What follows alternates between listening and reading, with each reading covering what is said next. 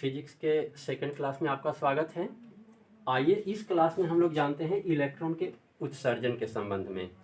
Electron क्यों उत्सर्जित होती है, कितने प्रकार से उत्सर्जित होती है, इसका कारण क्या है, इसके विषय में हम लोग डिटेल जानेंगे।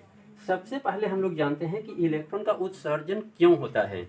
आप लोग एटॉमिक स्ट्रक्चर पढ़ चुके हैं पिछली कक्षा में। आप लोग नील्स बोर का जो एटॉमिक मॉडल है, एटॉमिक मॉडल आप लोग पढ़ चुके हैं।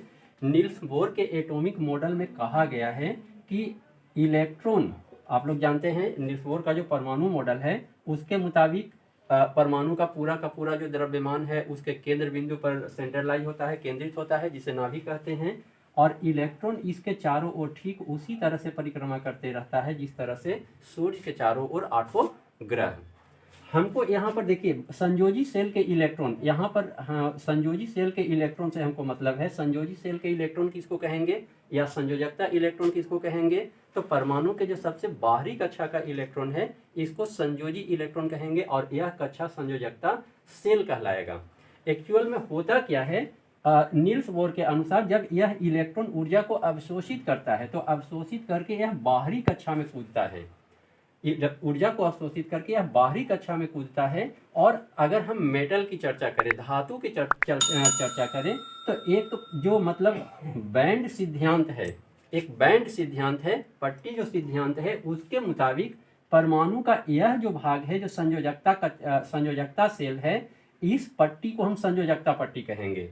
और इस संयोजकता पट्टी के ठीक बाहर एक और स्पेस होता है, खाली जगह होता है, जिसको हम वर्जित क्षेत्र कहेंगे।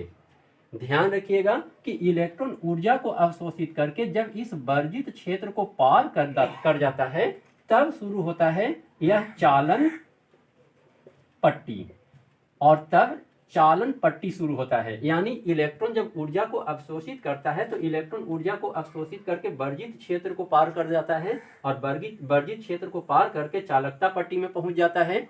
चालकता पट्टी में पहुंच जाता है और जब चालकता पट्टी में इलेक्ट्रॉन पहुंच जाता है तो यह इलेक्ट्रॉन फ्री इलेक्ट्रॉन्स कहलाता है। अब यह वापस अपने कक्षा में यह इलेक्ट्रॉन नहीं जा पाता है। ट्रांजिशन के विषय में आप लोग जानते होंगे कि एक्चुअल में धातु पृष्ठ पर होता क्या है, नील्स बोर का भी कहना था। और जो क्वांटम फिजिक्स जो इसके जस्ट बाद हम चर्चा करेंगे, यह प्रमाणित हो चुका है कि जो इलेक्ट्रॉन है वह ऊर्जा को अवशोषित करता है और अवशोषित करके बाहरी कक्षा में जाता है, लेकिन यह बाहरी कक्षा में ज्यादा देर रुक नहीं पाता है, बल्कि तुरंत जो ऊर्जा का अवशोषण करता है उसको अलग अलग तरंग दैर्ध्य के प्रकाश के रूप में मुक्त कर देता है और प्रकाश के रूप में मुक्त करके यह वापस अपनी कक्षा में आ जाता है। यह घटना ट्रांजिशन कहलाता है। और आप लोग जानते हैं जो मतलब पीरियोडिक टेबल है उसमें ट्रांजिशन एलिमेंट का एक अलग जो कि है वह एरिया में इनके द्वारा, मोस्ले के द्वारा जो है वह दिया गया है। तो इसी के चलते यह घटना उन एलिमेंट्स में ज्यादा होता है, इसलिए उनको ट्रांजिशन एलिमेंट्स जो है वो कहा गया है। इससे अलग अलग तरह के जो है वह रंग का प्रदर्शन होता है। फिलहाल हम वापस जो है वह इलेक्ट्रॉन के उत्सर्जन पर चलते हैं। तो इलेक्ट्रॉन का उत्सर्जन होता क्यों है, तो आप लोग जानते हैं कि कोई भी इलेक्ट्रॉन ऊर्जा को अवशोषित करके बाहरी कक्षा में कूदता है। और जो बैंड सिद्धांत है, जो इसका इलेक्ट्रॉन मतलब जो चालकता का जो बैंड सिद्धांत है, उसके मुताबिक जो परमाणु है उसमें संयोजकता पट्टी होता है, जहां पर संयोजकता सेल के इलेक्ट्रॉन पाए जाते हैं। जो परमाणु के सबसे बॉर्डर इलाका है, किनारे का इलाका है, इसके बाद भी फिर वर्जित क्षेत्र होता है। और यह वर्जित क्षेत्र सभी पदार्थों में अलग अलग होता है। जैसे क्वेश्चन उठता है कि जो अचालक पदार्थ है वह अचालक क्यों होता है, जैसे लकड़ी, सूखी लकड़ी अचालक क्यों है, तो उसमें जो वर्जित क्षेत्र है वह काफी चौड़ा होता है। वर्जित क्षेत्र काफी चौड़ा होता है और इलेक्ट्रॉन इसको पार करने में सक्षम नहीं होते हैं, जिसके कारण यह वर्जित क्षेत्र को पार करके चालकता पट्टी में नहीं पहुंच पाते और फ्री इलेक्ट्रॉन्स इसमें नहीं पाया जाता है और इसीलिए इसमें चालकता के गुण नहीं होता है। लेकिन धातु में क्या है कि धातु में वर्जित क्षेत्र अपेक्षाकृत काफी पतला होता है, जिसके कारण वर्जित क्षेत्र काफी पतला होता है, जिसके कारण इलेक्ट्रॉन आसानी से इस क्षेत्र को पार करके चालकता पट्टी में चले जाते हैं। और जब इलेक्ट्रॉन एक बार चालकता पट्टी में चले जाते हैं तो वैसी स्थिति में ये वापस लौटकर परमाणु में नहीं आते हैं, बल्कि इसी जो मतलब अंतरकाशी का जो क्षेत्र है, यानी दो परमाणुओं के बीच का जो रिक्त स्थान है वहाँ पर अनियमित रूप से भ्रमण करते रहते हैं, और इन इलेक्ट्रॉनों को हम फ्री इलेक्ट्रॉन्स कहते हैं। और कोई भी जो पदार्थ है उसके चालकता के प्रति यही फ्री इलेक्ट्रॉन्स जिम्मेदार हैं। एक चीज और ध्यान रखिएगा कि अगर परमाणु से इलेक्ट्रॉन बाहर निकलता है तो वैसी स्थिति में यहाँ पर एक धनात्मक छिद्र उत्पन्न हो जाता है, जिसको हम पॉजिटिव छिद्र कहेंगे, पॉजिटिव होल्स कहेंगे। और यह जो पॉजिटिव होल्स है वह इस परमाणु को धनायन के रूप में बदल देता है। अब यहाँ पर ध्यान रखिएगा कि यहाँ से जब इलेक्ट्रॉन चालकता पट्टी में पहुंचा तो चालकता पट्टी में फ्री इलेक्ट्रॉन्स की संख्या बढ़ गई, और ये जो परमाणु है यह परमाणु एक धनायन के रूप में बदल गया, और इसके जो आकर्षण बल है वो यह मुक्त इलेक्ट्रॉन को आकर्षित करता है, जिसके कारण ये मुक्त इलेक्ट्रॉन धातु पृष्ठ से बाहर नहीं जा पाते हैं, धातु पृष्ठ में ही रहते हैं, लेकिन यह अनियमित रूप से वापस यह परमाणु के अंदर भी नहीं जा पाते हैं। मतलब ये इलेक्ट्रॉन न तो परमाणु के अंदर जा पाते हैं और न ये इलेक्ट्रॉन जो कि है वह धातु पृष्ठ से बाहर निकल पाते हैं। यह तो चालकता की स्थिति हुई। अब इलेक्ट्रॉन के उत्सर्जन पर हम लोग चलते हैं कि आखिर इलेक्ट्रॉन के उत्सर्जन क्यों होता है। अब आप लोग जान गए हैं कि चालकता के प्रति जिम्मेदार फ्री इलेक्ट्रॉन्स, आखिर धातुओं में फ्री इलेक्ट्रॉन्स कहाँ से आता है। और अब आप लोग ध्यान रखिएगा, जैसे एक धातु पृष्ठ है, इस धातु पृष्ठ में बहुत सारे फ्री इलेक्ट्रॉन्स जो है वह पाए जाते हैं, धातु पृष्ठ में बहुत सारे फ्री इलेक्ट्रॉन्स पाए जाते हैं, लेकिन ये जो इलेक्ट्रॉन्स है यह इलेक्ट्रॉन्स परमाणु के अभी हम आप लोग को बतलाएं कि जो मतलब जब इलेक्ट्रॉन बाहर निकलता है तो पॉजिटिव होल्स इसको धनायन की तरह बना देता है परमाणु को, तो यह जो धनायन है वह इलेक्ट्रॉन को अपनी ओर आकर्षित करता है, यह यहाँ से इसको बाहर निकलने नहीं देता है। लेकिन अगर इस इलेक्ट्रॉन को ऊर्जा प्रदान किया जाता है तो यह इलेक्ट्रॉन ऊर्जा को प्राप्त कर सबसे पहले धातु पृष्ठ तक पहुँचते हैं। ध्यान रखिएगा, यहाँ पर इलेक्ट्रॉन जब ऊर्जा को अवशोषित करता है तो अवशोषित करने के बाद यह ऊर्जा को दो रूपों में व्यय करता है। सबसे पहले यह इलेक्ट्रॉन ऊर्जा को अवशोषित कर ठीक धातु पृष्ठ पर पहुंचते हैं, और याद रखिएगा इस ऊर्जा की जो मात्रा है, ऊर्जा की यह जो मात्रा है इसको हम कार्य फलन कहेंगे। ऊर्जा की यह मात्रा कार्य फलन कहलाएगा। यानी कार्य फलन क्या है, तो ऊर्जा की वह न्यूनतम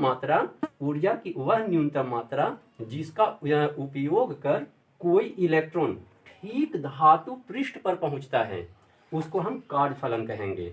और ध्यान रखिएगा, आगे हम प्रकाश विद्युत प्रभाव की जब चर्चा करेंगे तो इसमें प्रकाश के द्वारा ऊर्जा प्राप्त होगा, और वैसे यानी प्रकाश के उस आवृत्ति को जिसमें यह ऊर्जा केवल इतना ही ऊर्जा निहित होती है, उस तरंग दैर्ध्य को हम लोग देहली तरंग दैर्ध्य कहेंगे। तो फिलहाल ध्यान रखिएगा कि इसका कार्य फलन क्या है, तो कोई भी इलेक्ट्रॉन को ऊर्जा की वह मात्रा जिसको उपयोग कर कोई इलेक्ट्रॉन ठीक धातु पृष्ठ पर पहुंचता है उसको हम कार्य फलन कहेंगे।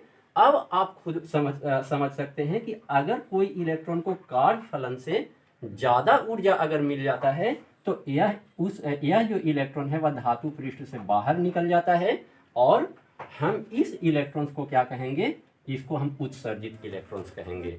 तो आप लोग समझ गए हैं इलेक्ट्रॉन का उत्सर्जन क्यों होता है।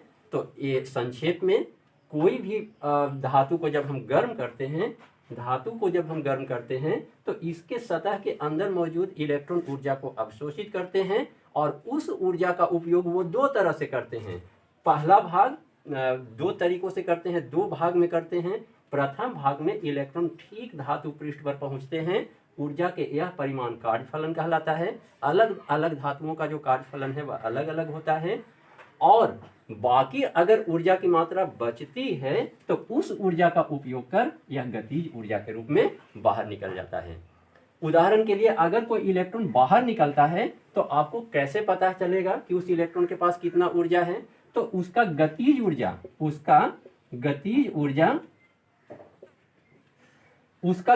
ऊर्जा और प्लस कार्य फलन, उसका गतिज ऊर्जा प्लस कार्य फलन, इतना ऊर्जा उसके पास रहता है। किसी भी इलेक्ट्रॉन के पास इतना ऊर्जा रहता है, मतलब सबसे पहले तो उसका उपयोग वह धातु पृष्ठ पर पहुंचने में करता है, और बाकी जो ऊर्जा बचता है वह उसमें गतिज ऊर्जा के रूप में बचा हुआ रह जाता है, और उस ऊर्जा से वह बाहर निकलता है।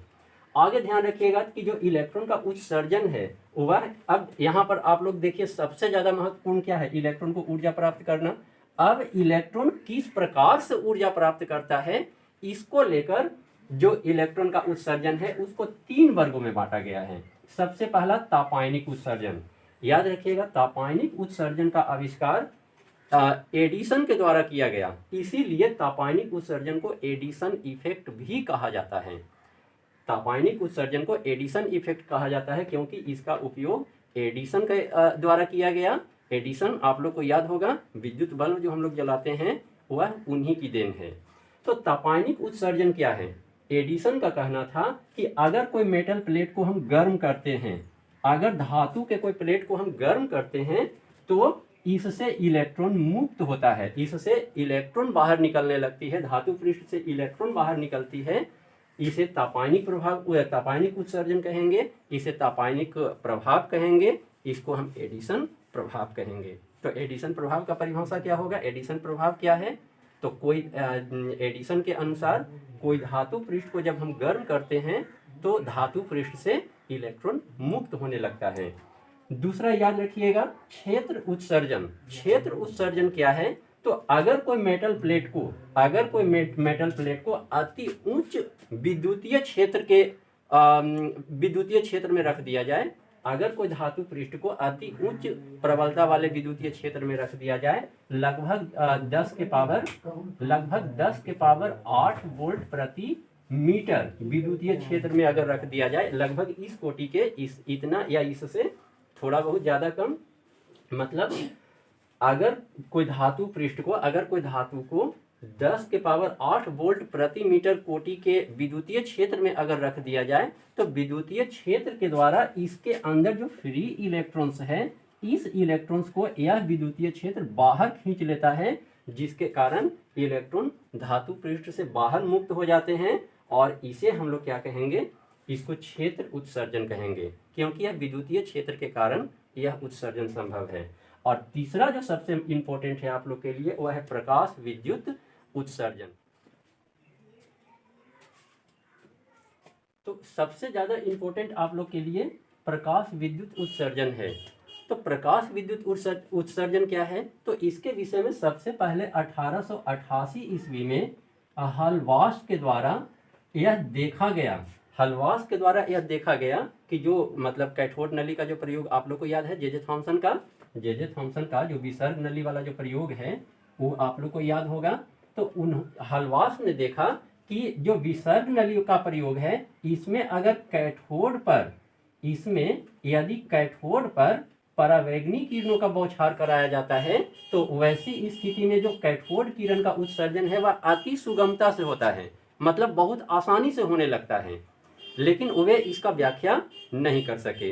बाद में चल के लेनार्ड के द्वारा, जे थॉमसन जो की है वह इसके विषय में अध्ययन किए। अध्ययन करने के बाद लेनार्ड के द्वारा इसका सही व्याख्या प्रस्तुत किया गया कि जब कैथोड पर उच्च आवृत्ति के प्रकाश किरणों को आरोपित किया जाता है तो इससे प्रकाश विद्युत का उत्सर्जन होता है, जिसके कारण इलेक्ट्रॉन इससे बाहर निकलता है। उनका व्याख्या था कि जैसे ही कैथोड पर, इनका व्याख्या था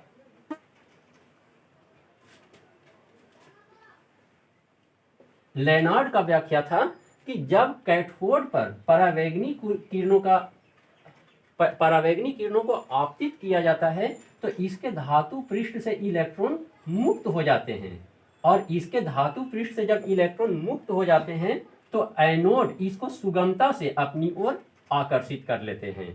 और इस तरह से प्रकाश विद्युत प्रभाव का जो व्याख्या है वह मतलब सही व्याख्या हुआ और एक नई घटना प्रकाश विद्युत प्रभाव के नाम से प्रसिद्ध हुआ। प्रकाश विद्युत प्रभाव का एक नया जो है वह घटना का अस्तित्व, प्रकाश विद्युत प्रभाव का एक नया घटना का अस्तित्व प्रभाव में आया है। यहाँ पर आप लोग को ध्यान रखना होगा प्रकाश विद्युत प्रभाव क्या है। तो प्रकाश विद्युत प्रभाव का शुरुआत हलवास के द्वारा किया गया, जिन्होंने कैथोड जो विसर्ग नली के प्रयोग है, विसर्ग नली के प्रयोग को दोहराने के क्रम में उन्होंने देखा कि कैथोड पर जब परावैंगनी किरणों का बौछार कराया जाता है तो जो इलेक्ट्रॉन का जो उत्सर्जन है, मतलब कैथोड किरण का जो प्रवाह है वह अति सुगमता से होता है।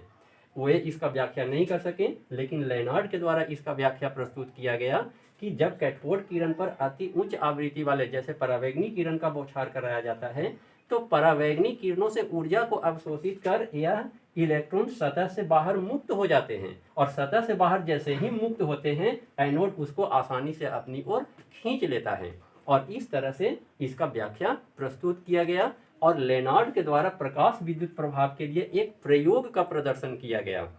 अगर क्वेश्चन पूछा जाए कि प्रकाश विद्युत प्रभाव फोटो इलेक्ट्रिक इफेक्ट है, उसका प्रायोगिक प्रदर्शन आप कैसे करेंगे, तो ध्यान रखिएगा लेनार्ड के द्वारा किया गया जो प्रयोग है उसको आप प्रस्तुत कर सकते हैं। लेनार्ड का प्रयोग था, लेनार्ड क्या किए कि वे एक क्वार्टर का बना हुआ एक ट्यूब लिए और इस ट्यूब में कैथोड और एनोड, इसमें P और Q, इसमें Q कैथोड को बनाएं और P एनोड को बनाएं, और